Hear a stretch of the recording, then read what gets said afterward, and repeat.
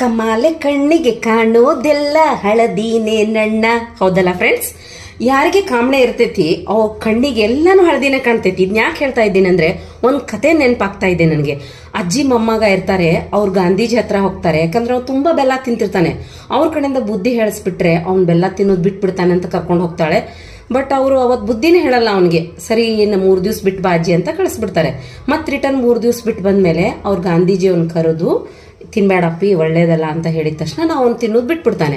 ಅಜ್ಜಿ ಖುಷಿಯಾಗಿ ಅವ್ರ ಕಡೆ ಹೋಗ್ತಾಳೆ. ಅಲ್ಲ ಗಾಂಧೀಜಿಯವರೇ, ನೀವು 3 ಡೇಸ್ ಬಿಫೋರ್ ಹೇಳ್ಬಿಟ್ಟಿದ್ರೆ ಅವ್ನು ಎಷ್ಟೊಂದು ಬಿಡ್ತಿದ್ದ, ಯಾಕೆ 3 ಡೇಸ್ ಟೈಮ್ ತಗೊಂಡ್ರಿ ಅಂತ. ಅವಾಗ ಗಾಂಧೀಜಿಯವ್ರು ಹೇಳ್ತಾರೆ, ಅಜ್ಜಿ ನಾನೇ ತಿಂತಿದ್ದೆ ಫಸ್ಟು, ನಾನು ಬಿಟ್ಟು ಬೇರೆಯವ್ರಿಗೆ ಹೇಳಿದ್ರೆ ಅದು ಜಲ್ದಿ ಅಸರ್ ಆಕ್ಕೇತಿ ಅಂಥೇಳಿ ನಾನು ತಿನ್ನೋದು ಬಿಟ್ಟು ರೂಢಿ ಮಾಡಿಕೊಂಡು ನಿಮ್ಮ ಮೊಮ್ಮಗನಿಗೆ ಬುದ್ಧಿವಾದ ಹೇಳಿದ್ದೀನಿ ಅಂತ ಹೇಳಿದರು.